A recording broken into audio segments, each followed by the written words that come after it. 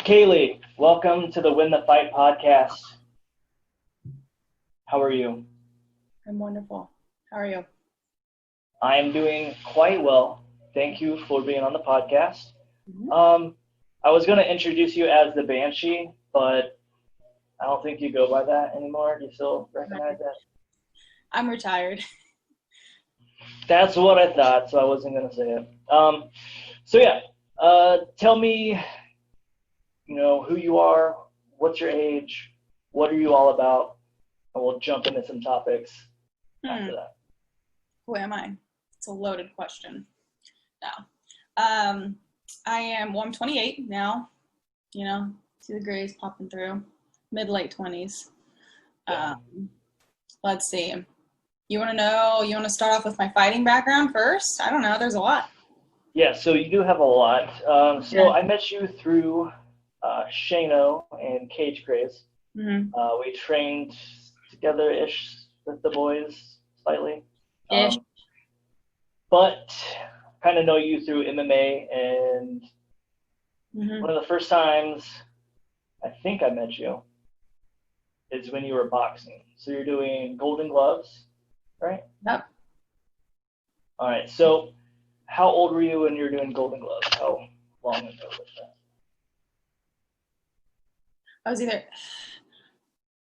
I want to say 18 or 19. That's what I thought. 18 or 19. I was 19 when I had my first, when I did the Coliseum combat. That was my first one against Heather Bess. And way back. So yeah, and then right before that, I had done the Golden Gloves, and then I had another unsanctioned boxing match. So. Gotcha. So tell me how a girl like you, unassuming, gets into boxing, mixed martial arts, and fighting. Bruce Lee. Bruce Lee. Watching fighting movies growing up. I don't know. I thought it was so badass. You know? I was a little nerd, so anytime there was if there was some sort of anime with ninjas or samurais or something like that, for some reason I just thought it was awesome. I still do, because it is fucking awesome. And fighting is, I don't know, there's something so, I just admire it. And I kind of wanted to, yes, I wanted to learn how to defend myself and all that stuff, but really I just wanted to learn martial arts and sort of dive into the culture of that. So I kind of had some discussions with my dad when I was younger, but, I never really had the opportunity until Shane, brought me to Iron Horse the first time. I was 16. We rolled around a little bit. And then it was within that year that I started going regularly, and then it would take me 3 or 4 days a week, sometimes 5 days a week, committed to going all the way out to Pendleton to Iron Horse and started training. And then I trained, I did a mixture of things. So we did a lot of jiu-jitsu at the beginning. I did a little bit of Taekwondo, because that's Myron Gerber. That's his thing. It's a Taekwondo school, first and foremost. And then we did a little bit of judo and kind of mixed in some more MMA style, kickboxing, boxing. And so I did various tournaments in those things. Always did really well, but I kind of dabbled in a lot of things. So I don't have super high rankings, but I didn't really care so much about that, as I did just wanted to have fun and learn different things. And so trained for a couple years, and then did that one unsanctioned match, and then jumped into the Golden Gloves. And then from there, went into my first fight, so Coliseum combat. And then I had 2 more fights after that. So I had my run-in with martial arts. I miss it greatly, but things sort of, life happens. It was either I was going to pursue obviously everyone talks about UFC, but there's other big shows. So I was either going to go headstrong into that and pursue that, or I was going to pursue a career and things like that. And then it was, you know, it was just a lot to get out to training, and having this kind of resources. That's what people don't realize is, especially in Indiana, there's not a whole lot here. Yeah. So time and place kind of matters for that. And that's okay, because I loved it, and it taught me a lot. The amount of discipline, the friendships that grew, the connections with those people. And I've done a lot of sports, but the bond that you get, that you build with people when you're fighting, when like blood, sweat, and tears kind of thing, because like literally sometimes you bleed. Like other sports joke and say blood, sweat, and tears, but like you actually get like cut open and stuff. It's real. So, and puke, sometimes that happens if you're doing a lot of conditioning. Unfortunately, yeah. Unfortunately. So it's just the connections are different, and they kind of last a lifetime. So I'm very grateful for that opportunity. And I always encourage people, if people want to go and they want to do martial arts, at least from the basis of like women gaining their confidence and being able to defend themselves and feeling what it feels like to go against another like physical body. Just learning what that feels like and having some sort of sense about you, it creates a lot of confidence. Because when you are in a situation and you already feel like a victim before you're even a victim, you're much more likely to actually become a victim. So yeah, I would totally agree. So we crossed paths, and then we didn't reconnect until much later, so probably a couple of months ago. It's been a minute since we've kind of seen each other in person. So you kind of touched on it a little bit, but go ahead and, so the person you are now, what skills, what things did martial arts teach you that you still use today?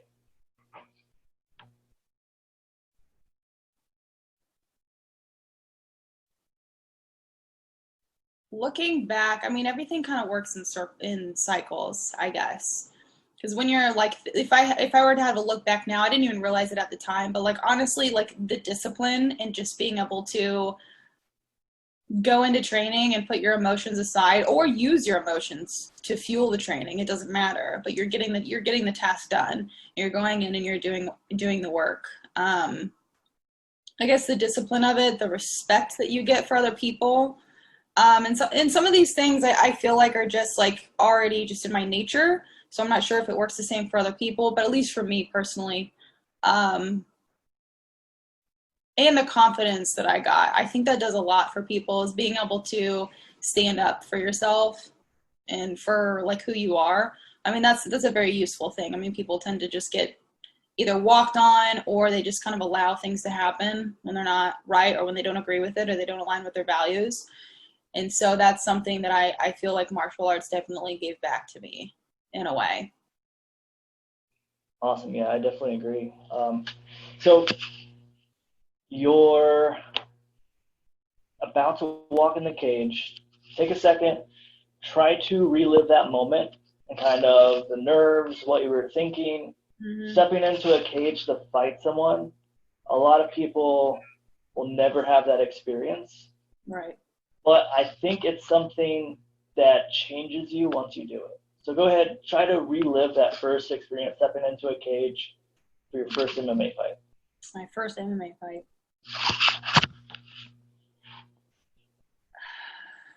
Honestly, it didn't really feel, it almost felt like a movie. Like I was there, and everybody else was there that I had trained with, and these other fighters. We were all kind of, they had these like, everything was kind of barricaded with these like tall like drapes, where the fighters were warming up, and they were kind of separated. And it felt like, I don't know, but it felt completely new, but it also felt very familiar. That's the way that I tried to approach it. It's just another training day.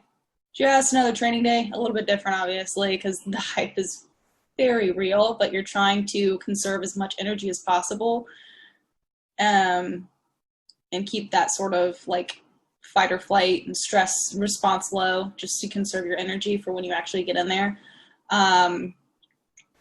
It felt, I don't know, everything was really, at this particular fight too is a little different because everything was very bright. Coliseum likes to have all their lights on.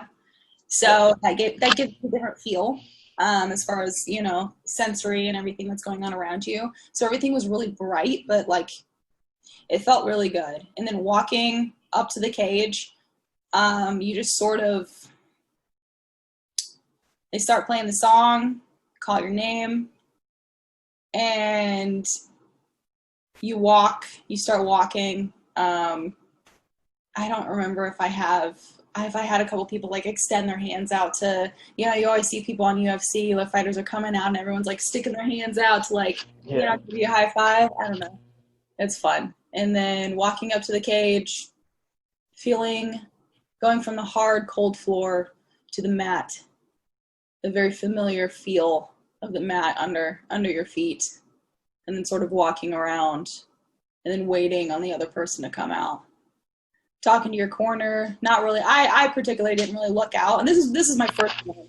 So people who have had at least one kind of know that, but then if you've had like a dozen or more, the feeling kind of, you know, you kind of get more accustomed to it. But as far as the first one goes, I don't know. I don't really, like, it's all a blur. It all happened very fast.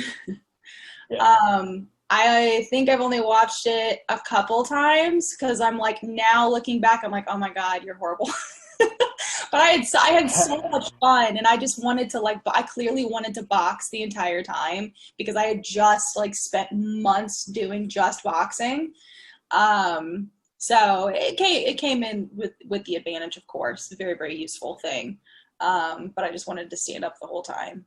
And it was very surreal.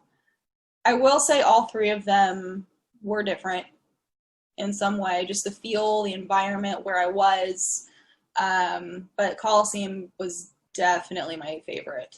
As far as the setup, as far as the people, the mood, the lighting, all that stuff. It all plays its part too. My mindset was also a little bit different too in the first one. So it's definitely nothing I have ever experienced before. Even stepping on the platform for powerlifting, which is what I'm involved with now. Yeah, I get nerves and things like that, and I kind of, you know, don't remember my first lift. But then once I'm there, I'm there. I've also done a handful now, so I'm kind of accustomed to it. But I will say that feeling of stepping in the cage and then having someone right in front of you, you are so tunnel visioned at that point. Like you see that other individual and nothing else is around you. You're just inside your body. Like that feeling is like nothing you can ever know until you actually do it. Yeah, I always say that, you know, once you've wrestled, everything in life's easy, but once you fought in a cage, like, you don't get nervous for a whole lot else. Like, without a powerlifting meet, it's like, yeah, you know, you just go out there and you lift weights. You're not, you know, worried about embarrassing yourself. Like, you're basically in your underpants, you know, trying to not get embarrassed in front of a bunch of people. It's a little different when it's another person and you can't really control the outcome as much as if, you know your preparation going into a powerlifting meet. Well, someone's trying to kick your ass. Yeah. It's so different. The weight, like, yes, there is an element of danger. I could get physically hurt. I could tear something. The weight could just collapse on top of me. I don't know. Like, there's these things, but like you are actually going to get hurt on some level stepping into the cage, unless it's just like one of those freak things where you knock somebody out in 6 seconds. Like, yeah, the ultimate goal is to hurt the other person as fast as you can in most cases. Yeah. And that's like, essentially. Yeah. So you mentioned it there. You are in powerlifting now. Mm-hmm. Tell me how you went from MMA, probably went off, did other things, and then you came to powerlifting. Tell me about that and your first powerlifting meet. So I did, while going through school and everything, I kind of dropped from training and martial arts. I did one bodybuilding show. So I kind of always approached, like, I just was lifting. I was just exercising in general. I always went heavier stuff because it just made more sense to me. I wanted to build muscle. Like, duh, I gotta lift heavy. I was never one of the pink dumbbell booty programs kind of girl. Like, that's just stupid to me.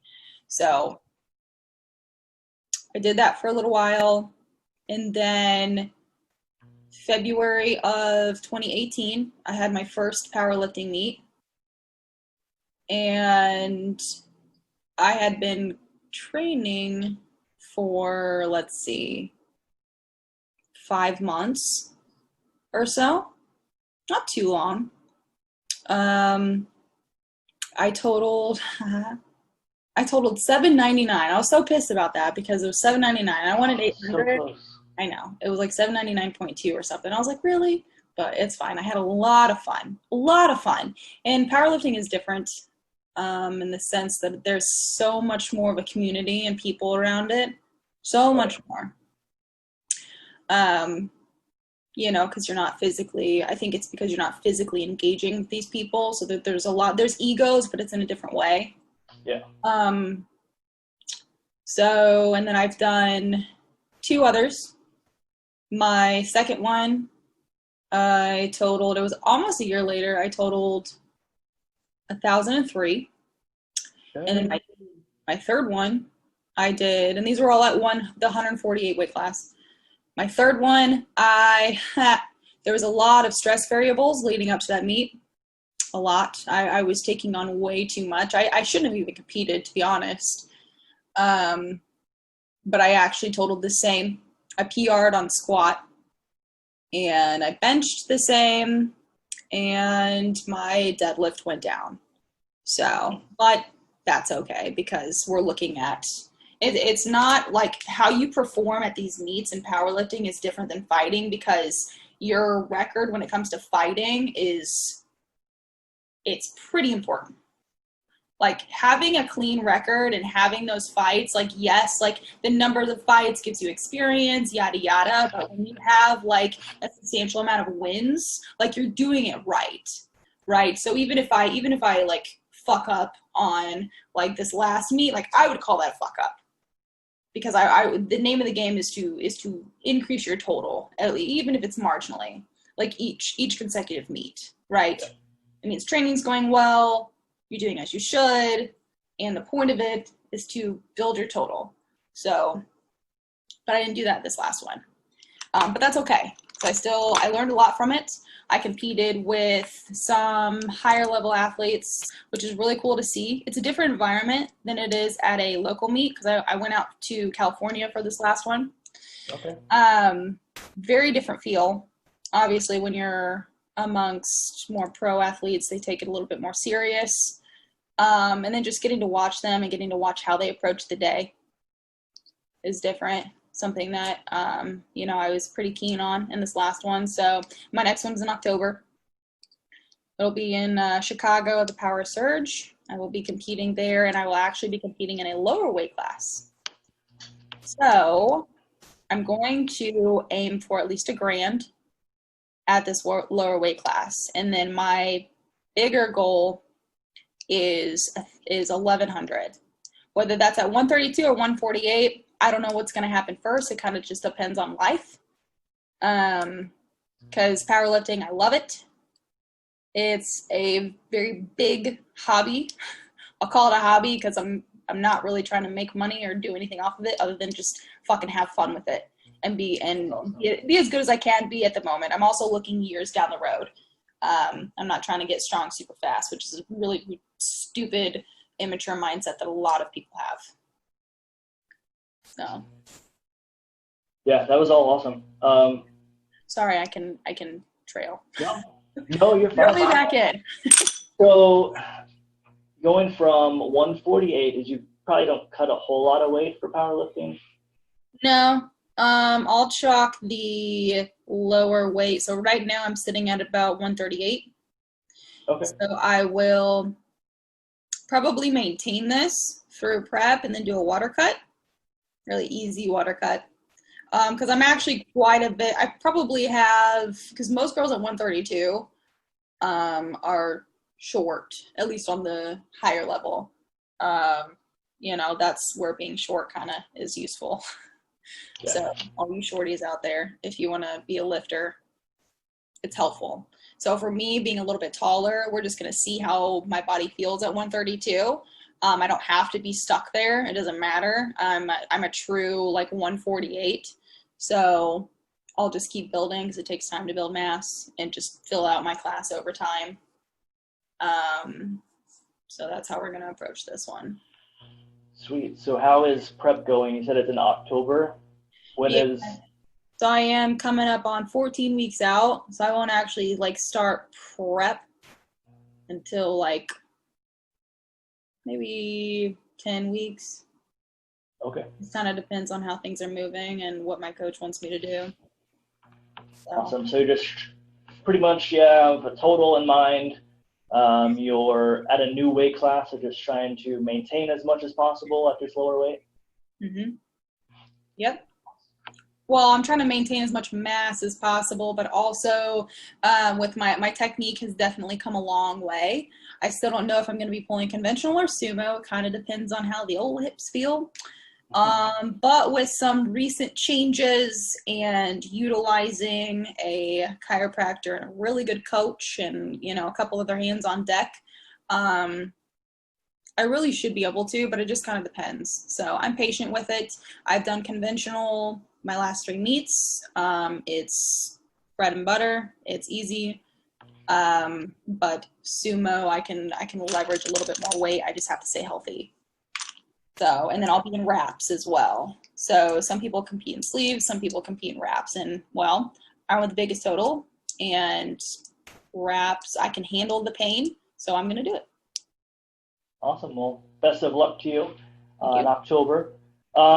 So what do you do for a living right now, and what do you want to make your living? Like, if you do anything you want to make money for it, besides powerlifting, what would you want to do as a career?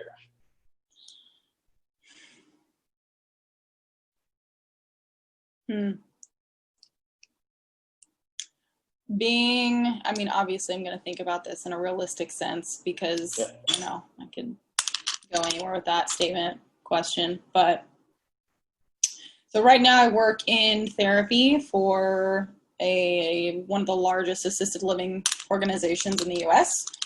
And then I also coach nutrition. So I do that for about 2 dozen people. Most of them are strength athletes, powerlifters. I have a couple Gen Pop that I work with too.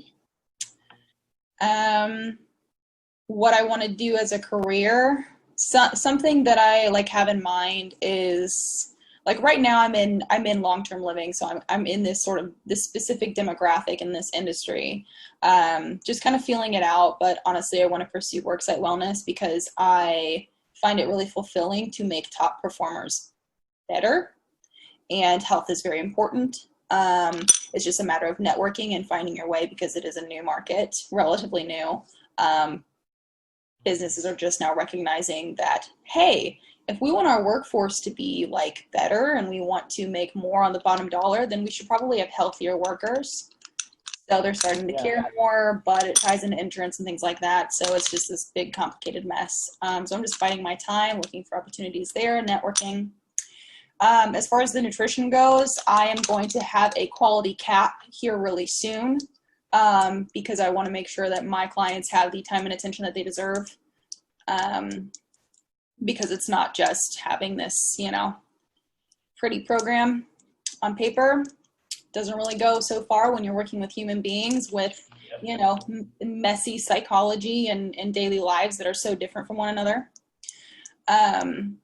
So I would like to eventually at some point, I think it'd be really awesome to build a sort of team in a way of like-minded individuals and then network out from there, work with gyms and coaches, just because nutrition is one of the foundations to health and performance in general. It's becoming, people are putting more attention into it, but it still needs to continue to grow. And there needs to be people with really good understanding of even just the basics of nutrition and sort of build out from there. So that's an idea that I have down the road. So in the meantime, I'm just gaining more experience. I'm personally getting better at coaching. Awesome.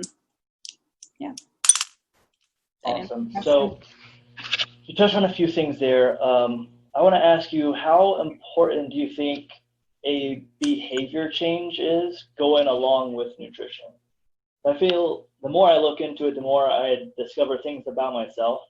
A lot of this is kind of behavior driven, I think, for a lot of people. Do you add any behavior modifications with your clients, or are you just mainly manipulating their nutrition? I mean, you can say it's kind of all behavior related. It just depends on like how you want to break down those words. But nutrition is nutrition. Like, we know how the body works. Yes, there's a lot that we're learning, but I feel like unless you're in a category of a special population where you have like an autoimmune disorder, or you have to be very careful with your nutrition, or there's lacking, things like that, the fundamentals always apply. So like, if you're getting caught up on how many grams of protein per meal, or if you should, the anabolic window, or whatever, kind of bullshit fitness buzzword that you want to look into, if you're thinking about that and you're not even like prepping your food, for example. So think about it instead of not necessarily behaviors, but just like actions that you need. Actions, habits, whatever you want to call it. Most people fail to get into a good routine of, choosing whole foods, eating on a consistent basis, learning how to read a nutrition label. These are all like skills and habits that you need to learn. So people have this goal that they have this, this body that they see on Instagram that they want. I want to look like that. I want to lose 30 pounds. I want to be shredded, blah, blah, blah, blah. And they think about it. They hone in on that goal, and they think about it, and they visualize it. But what they're fucking up is they're not actually paying attention to creating a system that is just both fundamental and unique to that individual in order to even get to that goal. You're never going to get that goal. It might be pretty, it's this little trophy at the end, but you got to work for it. And what do you have to do? You have to break that down. And sometimes you have to, like working with clients, sometimes I have to break it down into small daily habits if they're not getting it. It just depends on the individual and where they're coming from. Yeah, you touch on a lot of great things. I believe habits, they create everything that you do. I mean, if you have this goal of losing a bunch of weight, but your habits don't align with that, you're never going to get there. So it's having a realistic mindset on, what habits, what daily actions are going to amount to this outcome goal. But if you're, doing all these things that go against that, it doesn't matter how good one specific thing is, you're not gonna, align. Yeah. And there's some other behaviors that you can look at too. Like people get trapped in old mindsets, or they get really restrictive with their eating. You have, another category bubble, if you will, of like eating disorders and stuff that you have to pay attention to. A lot of people are they have food anxiety. So they have a lot of anxiety about what they're eating. And there's a lot of people who, again, as I'm trying to think of it, as from a coach's perspective, if I have someone who just every weekend, they're just like, oh, but my family is having pizza, or, the boys wanted to go out drinking and blah, blah, blah. And I'm just like, okay, like realize that you are, let's say they're trying to lose weight. Realize that you are extending the amount of time it's going to take in order for you to reach that goal. Like, yes, you can go out and you can, now I'm not saying that's healthy to do, because like alcohol is toxic for your body if you want to look at it from a health standpoint, but I get it from a social standpoint, things like that. It's enjoyable. We're social creatures, and I feel like there should be a balance there, versus, something that's good and something that's, what we're actually meant to, physically have inside of our body. So it's just extending the amount of time. So then that's where we take it and we look back at their goal. Be like, okay, well, do you want this now, or do you want to push it back a couple weeks? Because at least when it comes to changing body composition, we're looking at calories. So if you keep adding more calories, you're just extending the amount of time that you're going to have to stay in a deficit in order to bring those back down. I'm sure you've seen those charts where it's like someone's like, I've been eating like 15 or 1,800 calories Monday through Friday, and then it comes to the weekend and they're eating 3,200 calories. Well, sorry, Karen, you didn't lose any weight this week because you had to have pizza. Sometimes pizza is necessary. You can add it in. I would just, move things around, if you will, so you're not in a surplus at the end of the week. I agree. I did something I've never done before. Last night we ordered pizza. I had one piece. I set a timer on my phone for 15 minutes. And at the end of the timer, I made a decision if I was hungry or not. And I wasn't. So I didn't eat anymore. It's crazy. Yeah, that's the hunger signal. It's like, last time I read it was anywhere from, I think it was around about like 18 minutes it takes for you to get those, like the satiety signals, as long as you're not maxing out the actual space in your stomach, because then you actually have receptors that, it's like, I forget what they're actually called, but they're receptors that feel how full you are, as far as like the size and the pressure the food is creating in your stomach. Yeah. Yeah, one of the first things I do, like when I'm starting to lose weight, is I slow down my eating. Like I'll put my fork down between bites. I will actually, taste the food. I will, just slow the whole process down, and then I end up eating less because those signals happen before I'm, like, if I just scarf it down, then yeah, I'm trying to shove as much food as I can in my body before I feel disgusting. Yeah, that's a real thing too, is we're so used to like quick, eating on the go. People, like especially in the US, people don't sit down to eat anymore. We eat in our cars, we, grab a bite to eat and go with friends or whatever. But we're not actually taking the time to sit down, chew your food, which is helpful for digestion. And then also, like you said, you don't get those hunger signals. And so you end up filling up on all these foods. And also, like, if you're not eating whole foods, I'm sure you can imagine, like, a meal from, like, a fast food restaurant. It just kind of turns to mush and then doesn't take up a whole lot of space, versus something with, like, foliage, like your fibrous fruits and vegetables. So that's going to take up more space, too. It's harder to overeat those.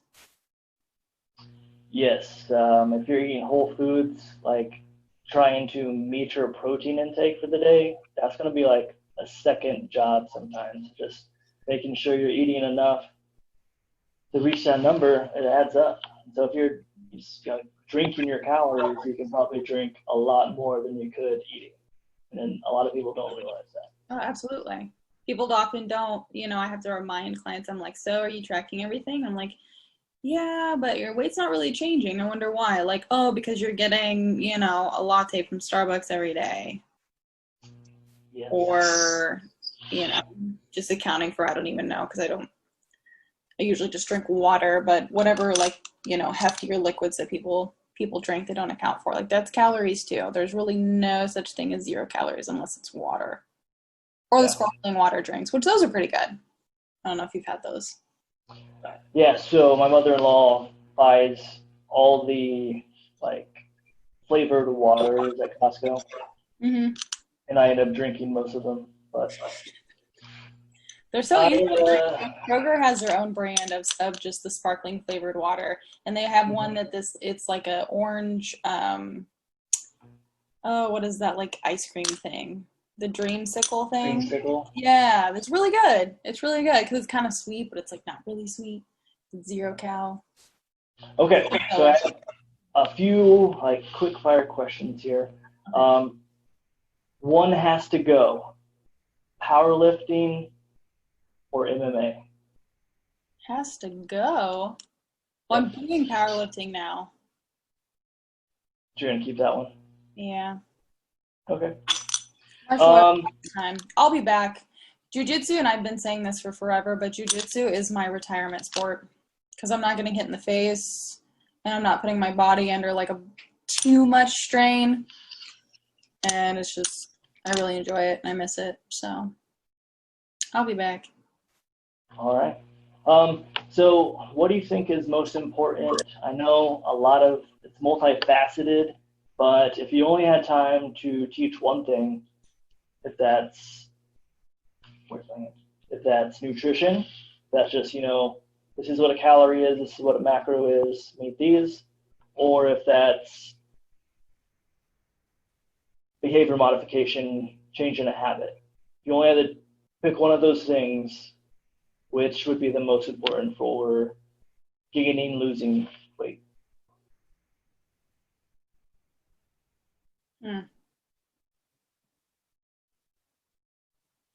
It's all kind of useful, honestly. I think people just, they need a realistic approach of how it works. Because I mean, I know people in like healthcare, for example, and people who are dietitians, and they know what a calorie is. They know what this food, the contents of like, you know, these food groups, what makes them up, what's good for the body, but like they still treat their body like shit. They still eat like shit. Honestly, just a realistic goal. Like if you want to eat like shit, like don't expect to have a good performing body. Like that's just how it goes. You know, having a basic understanding of, you know, calories in versus calories out and being consistent. Because then you can sort of separate yourself from the guilt trip. You know, it's just like, oh, like I ate like shit, or like you know, I had a little bit too much at lunch, so just, you know, fuck the whole day. I'm just gonna, you know, ruin the whole day. It's just like, no, like it's okay. Like just, you're just pushing it forward in time. The thing is like, people need to learn patience. Like be patient with yourself, be patient with the process. Have a realistic goal. But I mean, so I guess if I could teach people something, it's that. It's just getting out of the mindset of it has to happen now. You can't just treat your body like shit and expect it to, you know, be this like, you know, fitness model in a month. That's not how it works. And it's okay. Like it's okay. Your body has its own time clock, you know, but that's society we live in. We want everything fast. We want everything now. And it just, people end up tripping over themselves and they never reach their goal anyway, because they are literally not patient enough for it. On top of being inconsistent and not dedicated and all those. But boom, be patient with yourself. Don't fuck things up just because you messed up one meal. Mm-hmm. Find a system that works. Get into the mode of being, you know, as consistent as you can, not perfect, just being consistent and learning to adapt. People are not robots. So I end up like coaching coaches a little bit on this too, because I mean, even if they're a powerlifting coach, I'm like, you got to have that discussion about food. It's really important. Your athletes have to eat in order to perform. They just do. You know, making sure that they're being as consistent as they can and eating whole foods. Just start there. It doesn't have to be perfect. It doesn't have to be like this, you know, everything is just absolutely whole foods, like, you know, organic, non-GMO, blah, blah, blah, like fresh produce all day, every day. It's just like, no, like, even if it's ramen noodles, like, as long as they're eating it on a consistent basis. So that's one habit to start with, and then they can build from there. It depends on the person, so. Awesome. Thank you so much, Caylea. Where can people find you? Where do you offer your nutrition services? Where can they get in touch? So I have my website, Kiss Nutrition. It is linked. It is in the bio of my Instagram page, Miss_K_CAY. That's where I be. Awesome. Thank you so much. We'll have all those links down below. Until next time, have a great day, Caylea. Thanks. See ya. Bye.